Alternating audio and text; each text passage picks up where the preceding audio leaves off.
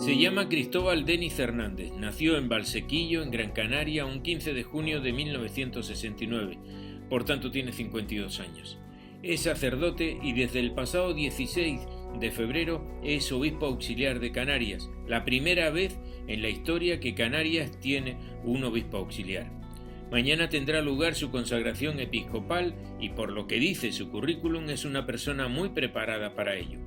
Jovial y cordial, hicimos esta entrevista una mañana de lluvia y descubrimos a alguien que tiene un pensamiento de la Iglesia Católica que va acorde con los tiempos. Por tanto, es el momento de saber quién es Cristóbal Denis. Cristóbal Denis Hernández, el pasado día 16 de febrero el Papa lo nombraba obispo auxiliar de Canarias. Don Cristóbal, bienvenido. Muchas gracias. Saludo a ti y a todas las personas que nos ven. ¿Qué significa eso de ser obispo auxiliar de Canarias? Sí, obispo auxiliar de la diócesis de Canarias, que históricamente tiene este nombre, y significa pertenecer a los sucesores de los apóstoles que vienen del siglo I, ¿no? Y significa ser obispo, pero obispo también que estoy al servicio de lo que el obispo diocesano, don José Mazuelo, pues me indique en los trabajos en la diócesis de Canarias, ¿no?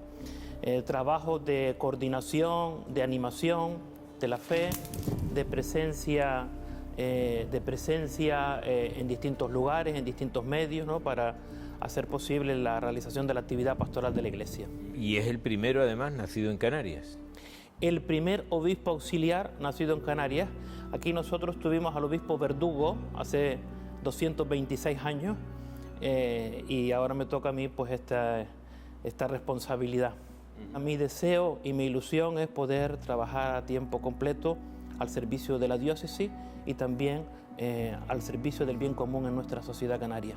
El gran objetivo que tiene la Iglesia y lo que la Iglesia quiere contribuir en nuestra sociedad es contribuir a la felicidad de las personas, a que las familias, a que la entera sociedad pues viva y experimente la felicidad, la alegría, la fraternidad, el gusto por el compartir, por la solidaridad. Ahí nos sentimos muy a gusto con nuestro pueblo y queremos seguir contribuyendo a una labor que hoy diría que es fundamentalmente de hacer surgir aliento espiritual y aliento también emocional en estos tiempos que son difíciles y que también nosotros corremos el riesgo de, en este tiempo tan complicado que nos toca asistir ahora, a que se hagan presentes elementos como el miedo, como la desconfianza, como la amenaza a los que nos vienen de fuera o incluso la amenaza a los que vivimos puerta con puerta. Ahora lo que estamos viendo es, por ejemplo, que hay un afán, ¿no?, de notoriedad y de solidaridad con todo el pueblo ucraniano, pero aquí, por ejemplo, hemos tenido hasta hace muy poco tiempo alguna manifestación incluso en donde hablamos de cómo nos están invadiendo desde otros lugares, ¿no? No es una cosa comparable con la otra. Bueno, no es comparable porque el número de personas que nos están llegando, incluso que nos vienen de Ucrania, han llegado, creo que algunas personas a nuestras islas, no es comparable al número de personas que vienen por la inmigración de África, ¿no? Pero aquí vuelvo a traer a colación lo que te decía antes. Yo creo que los sentimientos de un cierto rechazo o reparo fundamentalmente han existido por los sentimientos de miedo y de amenaza a nuestra población ante las circunstancias de ver muchas personas inmigrantes en las calles, ¿no? Y ver elementos de poca seguridad. Y creo que sobre todo cuando se dio una cierta avalancha de presencia de personas inmigrantes. No le daría mayor importancia porque ahora mismo siguen llegando y no hay una situación de alarma. Tenemos una sociedad hoy mucho más materialista, don Cristóbal, que está mirando mucho más algunas cosas. Por ejemplo, su concepción, ¿por qué? Porque ahora se habla mucho de la igualdad. ¿Por qué no puede haber mujeres sacerdotes? Sí, es una pregunta, le agradezco que me haga esta pregunta. Es una pregunta que en la Iglesia se la hacen muchas personas, ¿no? Aquí habría que distinguir varios temas, ¿no?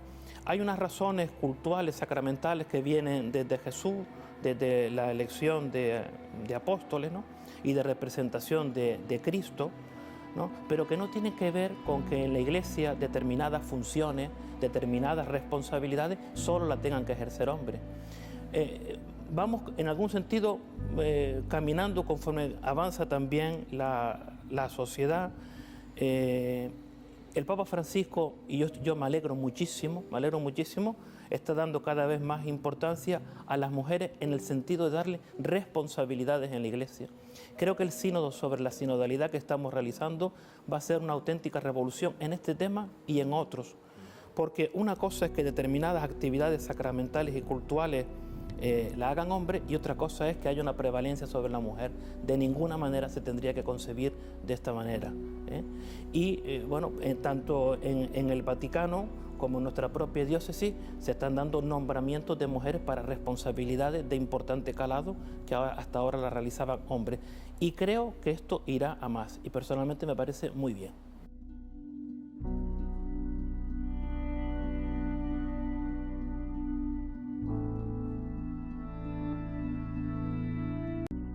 ¿Te parece muy bien, ¿no?, que haya más presencia de la mujer en la Iglesia? Sí, no sé qué opina, por ejemplo, Lillo sobre esto, María Jesús, porque desde luego la Iglesia es una institución que hasta ahora no ha sido pródiga, por ejemplo, en el protagonismo de la mujer. No, yo creo que además el poco protagonismo que tiene la mujer en la Iglesia está relegado a un papel tradicional de la mujer como cuidadora, como servidora, como auxiliar en un segundo plano, y creo que la Iglesia tiene que replantearse todo ese tipo de cuestiones. Hace poco vivíamos la polémica con la Hermandad del Cristo, pero es verdad que hay otras hermandades que tienen mujeres dentro, y para lo que están esas mujeres en esas hermandades al final es o para planchar el vestido o para vestir al santo, y creo que todo eso hay que evolucionar. Sí, yo me alegro de que al menos haya dicho que hay gente dentro de la Iglesia que se plantea la pregunta, porque sabemos que hace unos años ni siquiera se lo planteaban, y por lo menos al menos que esté esa duda ahí.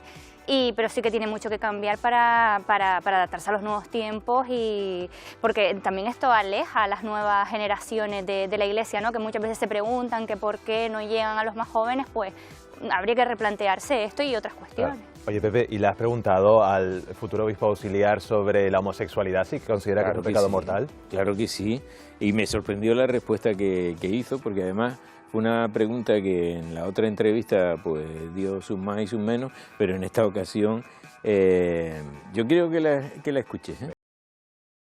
¿Usted qué opina, por ejemplo, de la homosexualidad? Bueno, la homosexualidad es una orientación sexual, hay muchos debates en torno a este tema. La Iglesia, y nos lo está expresando muy claramente el Papa Francisco, nos invita a tener una postura de respeto a las personas, porque son temas delicados en los que hay que saber expresar una opinión en la que siempre esté la delicadeza y el respeto por las personas. Todas las personas no pueden entrar a la Iglesia con total paz y alegría. No se pregunta a nadie por su orientación sexual. Los homosexuales son también bienvenidos en la Iglesia. Todos estamos llamados a vivir el Evangelio como programa de vida, que es un programa que nos ayuda a una experiencia madura del amor, a una experiencia inteligente, a una experiencia que nos puede satisfacer interiormente. Por lo tanto, ¿no lo considera usted un pecado mortal? Esta pregunta creo que se la ha escuchado antes. Sí. La homosexualidad como orientación sexual no es un pecado mortal. Usted sabe que en el asunto de la pederastía han sido los medios de comunicación los que más han avanzado en este tema, que incluso ha llegado al Congreso, está en el poder político. ¿Usted, por ejemplo, cómo encara este asunto? Porque habitualmente es la Iglesia la primera señalada en los temas de pederastía. Sí, ciertamente para la Iglesia este es un tema muy triste, en el que hemos de reconocer que la Iglesia también se ha sentido sorprendida por unas situaciones y unas realidades que son realmente lamentables y de las que realmente nos sentimos avergonzados, ¿no? Y del que se está tomando nota ya desde el Papa Benedicto XVI. El Papa Benedicto XVI ya puso una línea de tolerancia cero con la pederastia. Y el Papa Francisco ha avanzado muchísimo más en determinadas políticas en este tema de escucha, de cercanía de las víctimas, de denunciar los casos que puedan ser denunciables, porque hay casos que esto civilmente ya han prescrito, pero canónicamente no. Y los casos que canónicamente pues se puedan realizar procesos, se van a realizar. Es un tema, sí es verdad que nos llama la atención que estudios como el de la Fundación ANAR del año 2009 al 2018 sitúan los casos de sacerdotes en un 0,2%. Sin embargo, la presencia mediática casi es exclusiva de los casos de religiosos, ¿no? Nos llama la atención, pero es decirle que eso nos viene bien, no nos viene mal. Es doloroso, pero nos viene bien, porque queremos que haya luz y taquígrafos en este tema. Y queremos que además se están realizando determinados protocolos también de actuación en las parroquias, en colegios, en determinados lugares donde hay presencia de menores, para que esto no vuelva a suceder.